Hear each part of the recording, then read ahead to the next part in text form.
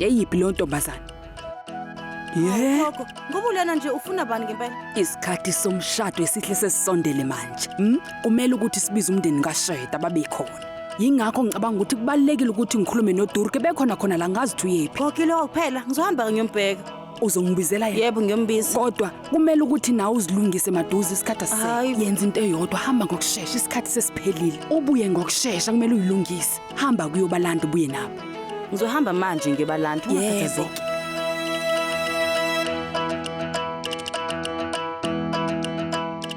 Lila, ukube bekuthiwa zonke izinto zezahamba ngendlela ngabe wena umakoti wala ekhaya.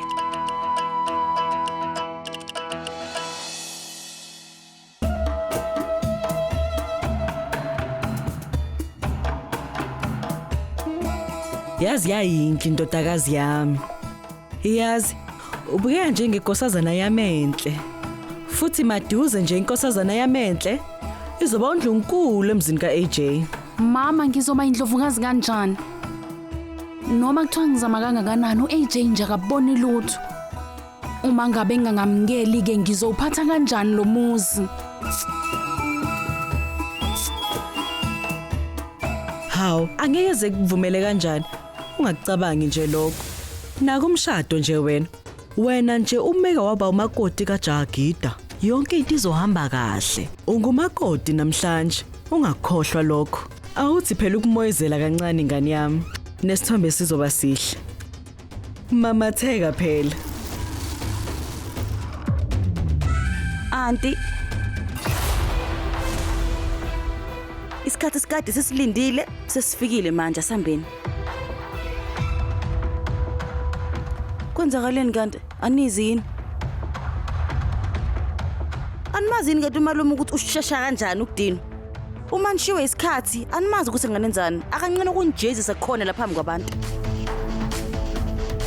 Asambeni. Hamba kuqala. Mina ngizokulandela ngemuva. Ugogo ungicela ukuthi nginilethe nobabili nize ndawonye. Ngicela sambeni. Shwetsa. Hayibo. Yazi bengakubona intombazane. Hayi umuhle impela bakwethu. Awume kancane. Lela kungani vele wenza kanjena? Ha? Ngiyazi vele ukuthi ungidinele futhi kakhulu. Ngidiniwe. Hayibo khuluma ngani?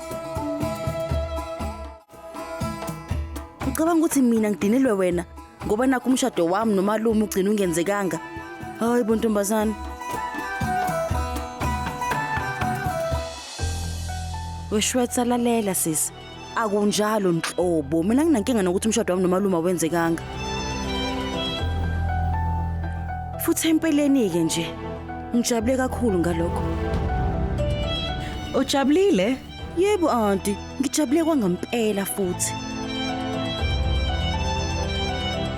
Yazi ukufika kwakho la besithi uzoqalenye nje inkathazo nanokuthi ke umosho nomshado. Ngisho lokho into engayiqonisisa ukuthi nje uAJ kwamkele kanjani ukuthi ungene emshadweni. Ngikhuluma iqiniso. Angizile mina lana ukuzohlukanisa umshado wenu noma ukuzodala isiphithiphithi.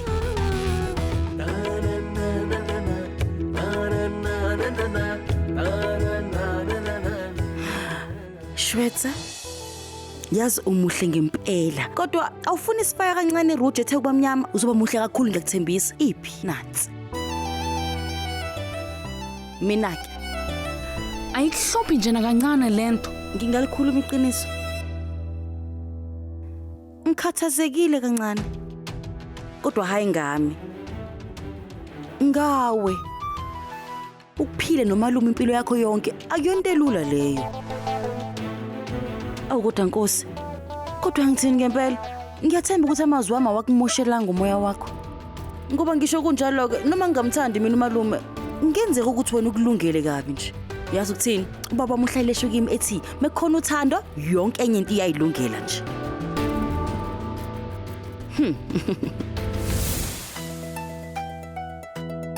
Ngikutshela iqiniso nje. Nami nje ngiphathisa ngikhanda ukuthi ngiyokwazi ukuthi uAJ ngimjwayele nokuthi ikusasa lesiphathele ini ngempela. Ngicabanga ukuthi lento yena izosebenza uzokwazi. ngisho ukuthi umalume ubuyahlupha yena. Kodwa yena akayena umuntu omubi neze. Ngikholwa ukuthi uzokuphatha kahle kwangempela futhi. Sesingehamba ke manje? Asihambeke. Imake. Cela uhleke kuqala. Lila. Mama Theka. Hawu, Mama Theka. Nazoke. Asihambeke.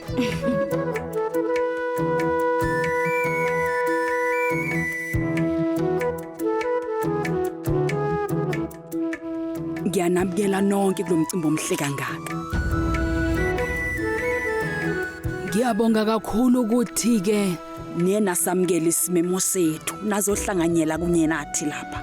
Namuhla indodana yami yazibandakanya. Ukuzibandakanya kwabo kuzoqedwa ngendlela elula kakhulu.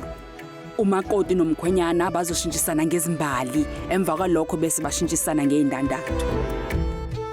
Ungathi nonke uNkulunkulu anganibusisa namhlanje. Ngiyacela ukuthi nonke nijabule kulomcimbi.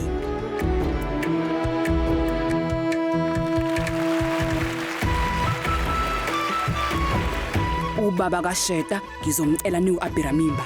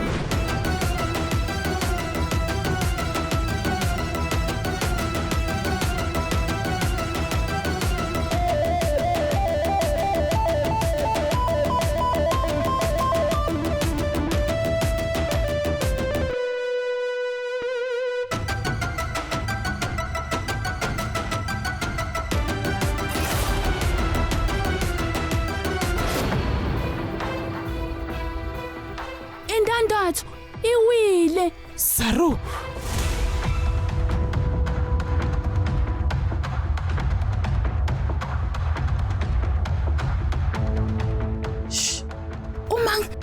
Uma singayitholi manje pho umshado uzoqhubeka kanjani?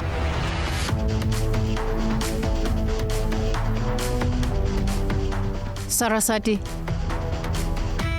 Kungcono ukubheka indandatho nokuthi ungasho lutho. Oh,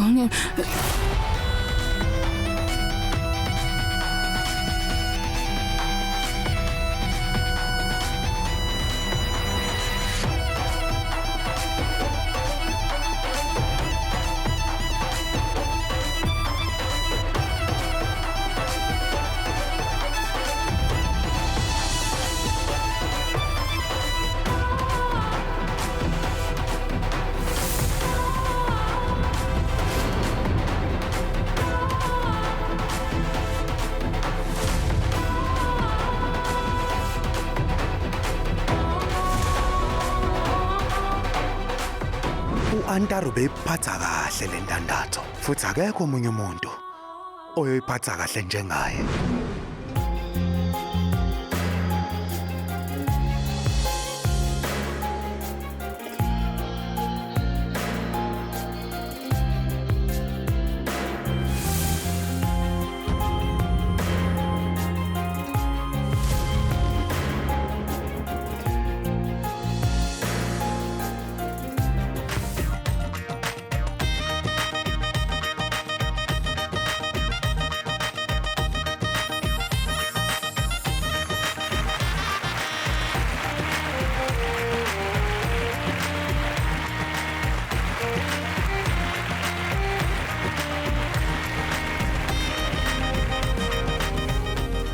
Ungaphuthelwa ukuzibophezela ngo7 ntambama njalo ngomsombuluko kuya kuLesihlanu on yours truly zizonke sisonke DStv channel 169.